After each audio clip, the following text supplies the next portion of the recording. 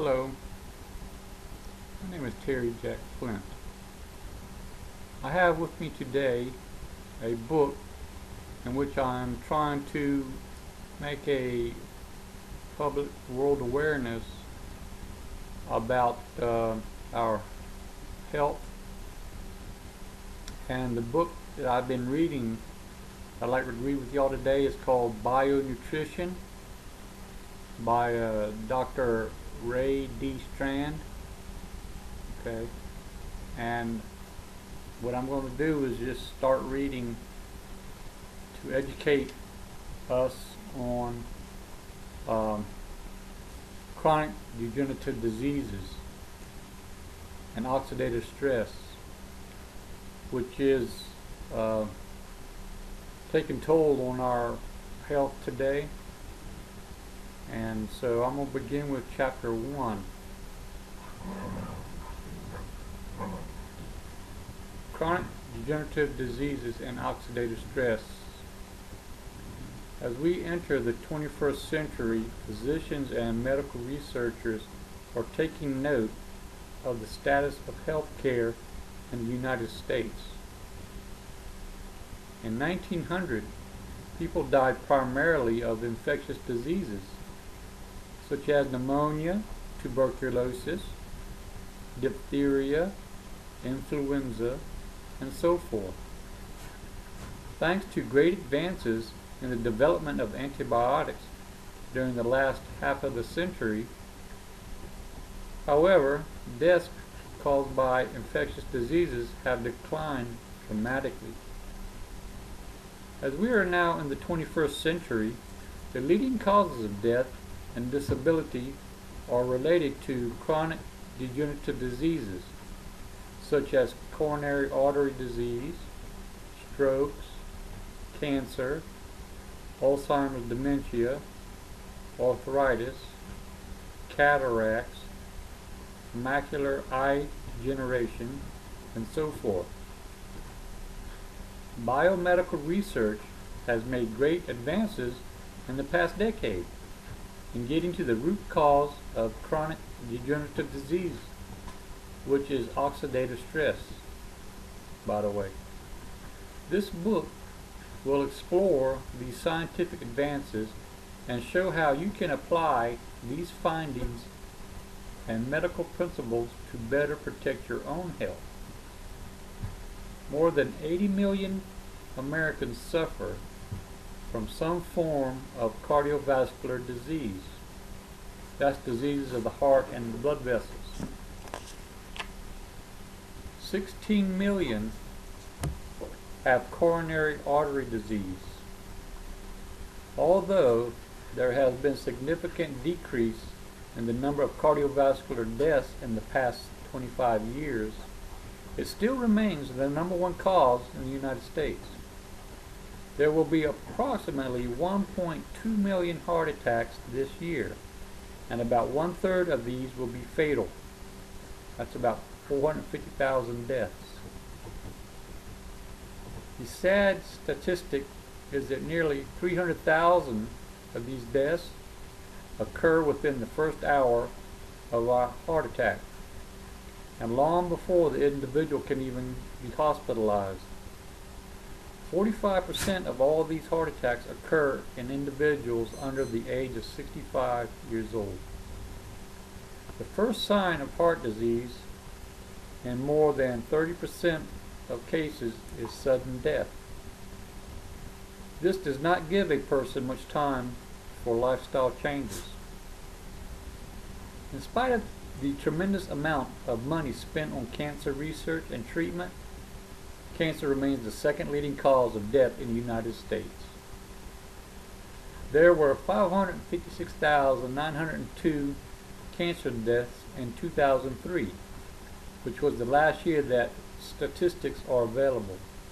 However, the great news is this: it is the first time in over 70 years that cancer deaths have actually declined. In 2002, there were 557,271 deaths due to cancer.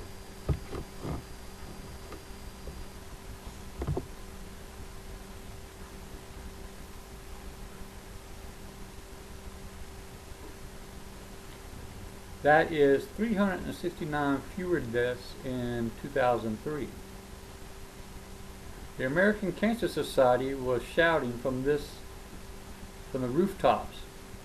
We have spent more than $30 billion in cancer research over the past 30 years, only to see absolutely no decrease in the relative number of people dying from cancer until this year. The greatest advancements in cancer treatment have developed because of earlier diagnosis of certain cancers. Everyone agrees with the need to look at primary prevention of these development of cancer, since treatment is usually not very effective. In 1950, the United States ranked 7th among the 21 industrialized nations in the world when it came to life expectancy. Since that time, we have spent far more money on health care than any other country in the world. In 2006, we spent more than $2 trillion on health care, which was nearly 16% of our gross national product, GNP.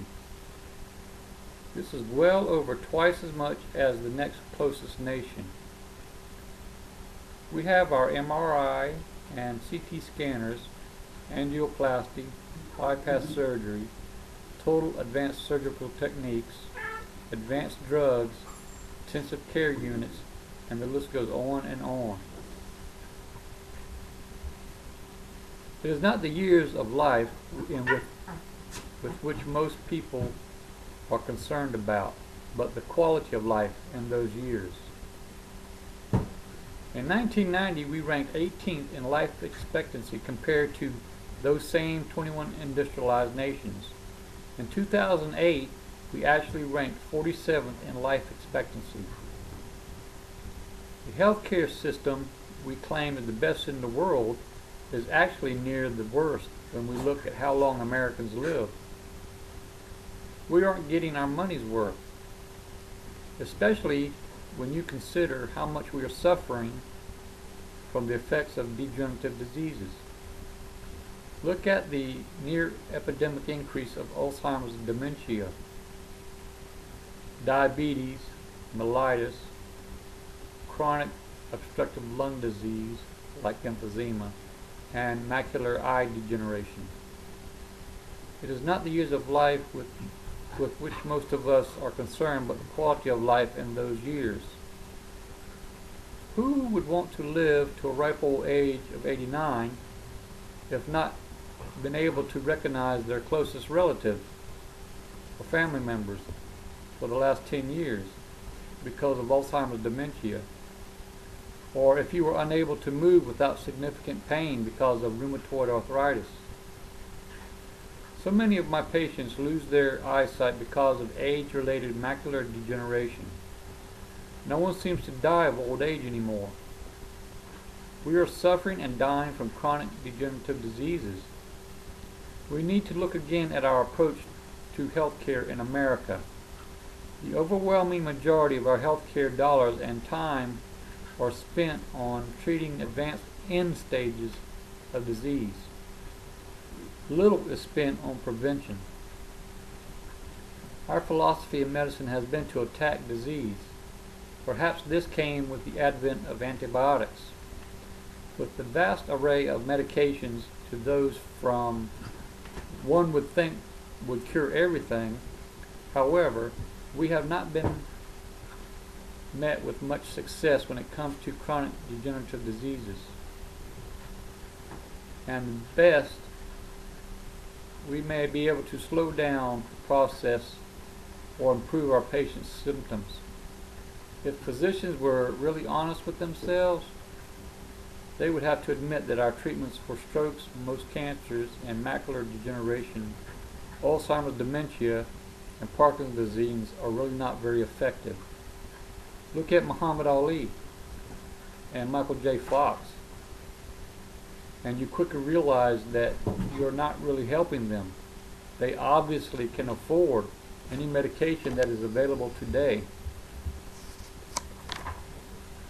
Maybe you have a family member or loved one who is suffering from Alzheimer's dementia and have witnessed firsthand the ineffectiveness of medical treatments.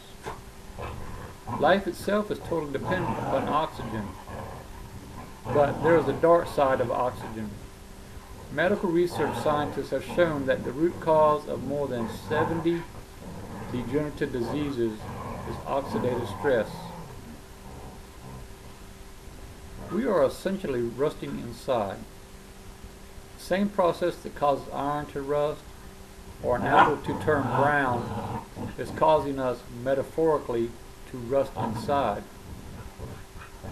By understanding what causes the effects on our bodies, we can learn how to decrease our personal risk of developing heart disease, stroke, cancer, Alzheimer's dementia, macular degeneration, arthritis, emphysema, and a host of other degenerative diseases.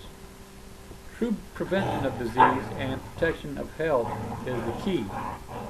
It is much easier to maintain your health than it is to regain your health after you have lost it. Healthcare practitioners must learn to appreciate the body and its magnificent ability to protect and heal itself. We need to learn to optimize our body's natural defense systems. Throughout my research, I have become acutely aware of the fact that our bodies are our best defense against chronic degenerative diseases.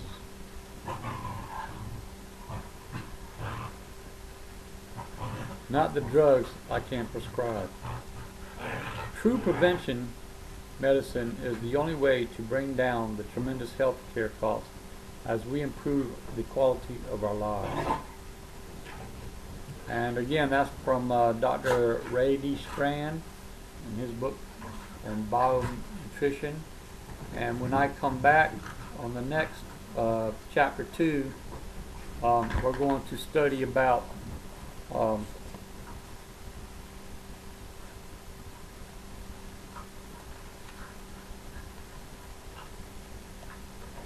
chapter 2 is called The War Within. There is an oxygen paradox, and the enemy is free radicals. So thank you for spending your time with me today, and I hope you all got a lot out of what I just read, and hope you will start to realize that our bodies can be our best friend or our worst enemies. This is Terry Jack Flint signing off. Thank you.